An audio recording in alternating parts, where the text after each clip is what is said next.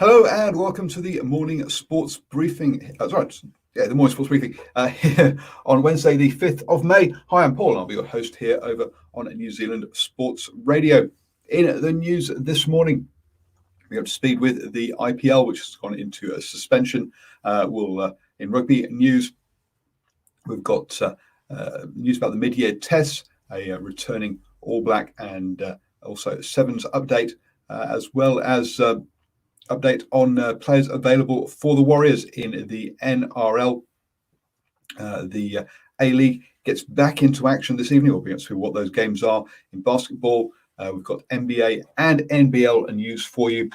And also sad news in the from the netball as Silver Fern's great Margaret Forsyth passes away. This is your best way to start the day, up to speed with all of the important sports news. Yes, unfortunately, Margaret Forsyth has passed away at the age of 59 due to cancer.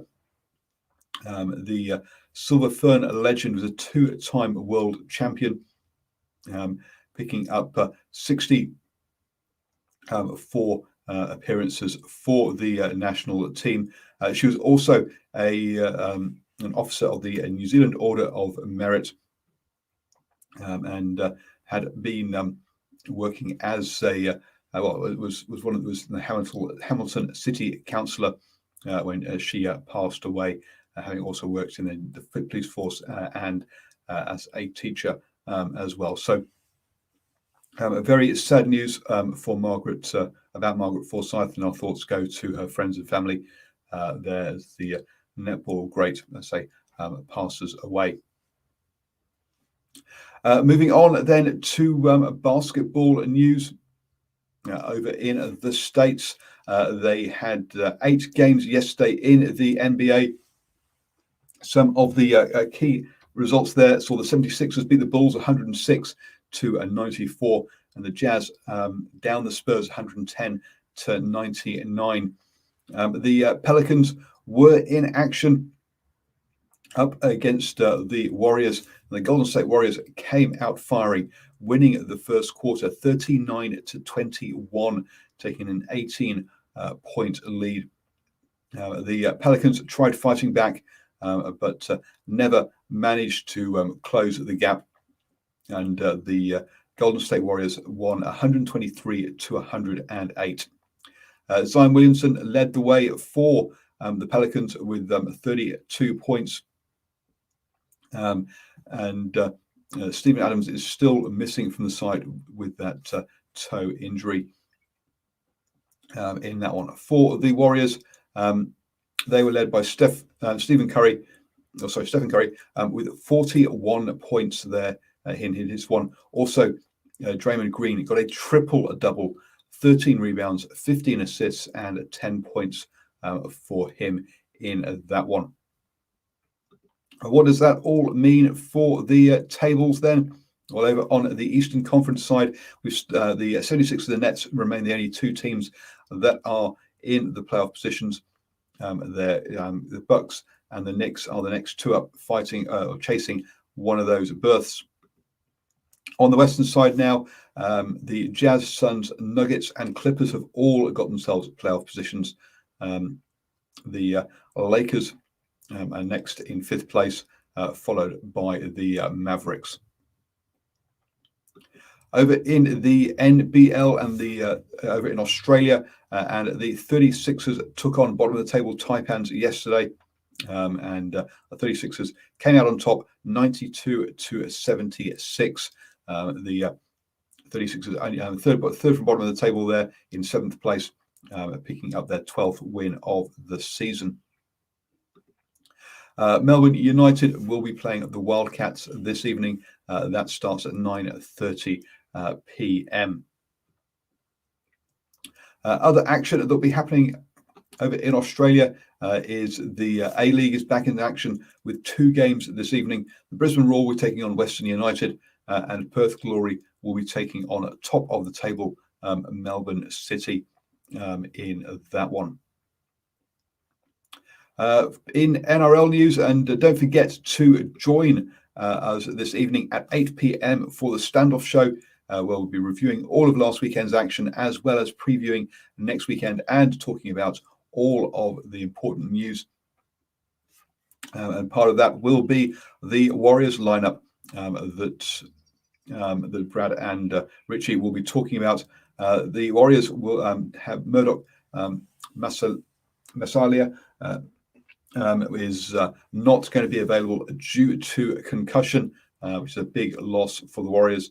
But they welcome back Katoa, Harris Tavita, and Aitken for this weekend. So I say, join the boys this evening for the standoff show, and they will take you through all of the important news. Over in the IPL, the IPL has been suspended indefinitely going forwards due to the COVID cases in India, with an extra case happening with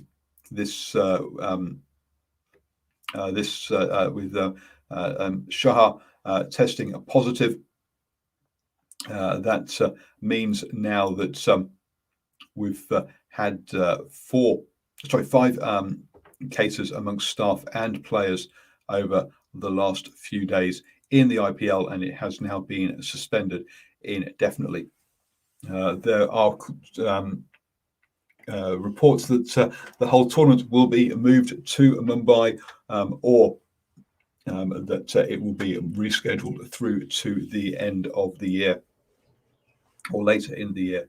We'll have to wait and see how that all happens.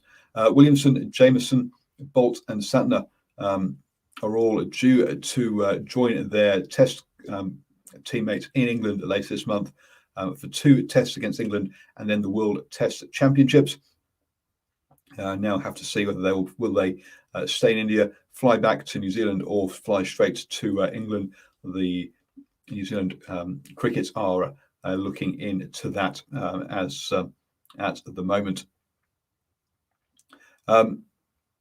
This one all came down obviously to player and support staff safety in this one. We'll have to see, how that whether that resumes or sort of when that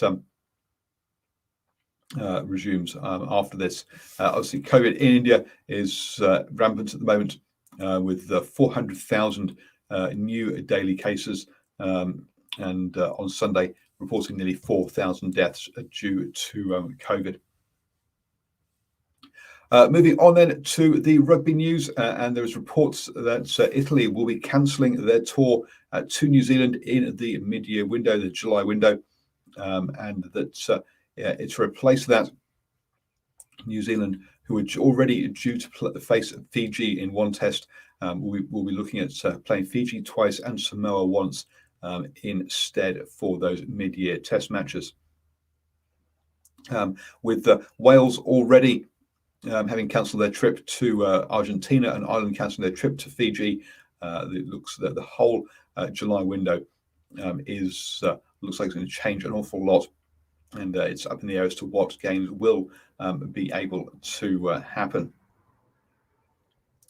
Over in the Sevens, and it's time for those Super Rugby players who were linked to the Sevens to make the decision: will they be going for the Sevens in Tokyo or not? So Ali Rayasi has decided to turn down the opportunity of playing for the Sevens team at the Olympics in that one. Also, Caleb Clark, another player who we expect to find out whether he'll be going or not over the next week. Dominic Bird has announced that he'll be returning to New Zealand and playing for the Hurricanes from next year. He's returning from where he's been playing in France at Racing Metro, and he will be playing for Wellington in the NPC this season. So a good signing for the Hurricanes there, bringing some experience and also some beef into that tight 5, as we discussed on the Driving Maul show yesterday evening. You have now started the day the best way up to speed with all of the important sports news. Don't forget to join us again this evening at 8 p.m. for the Standoff Show for all your NRL news. And also I'll be back here at 7 a.m. tomorrow morning with the morning sports briefing.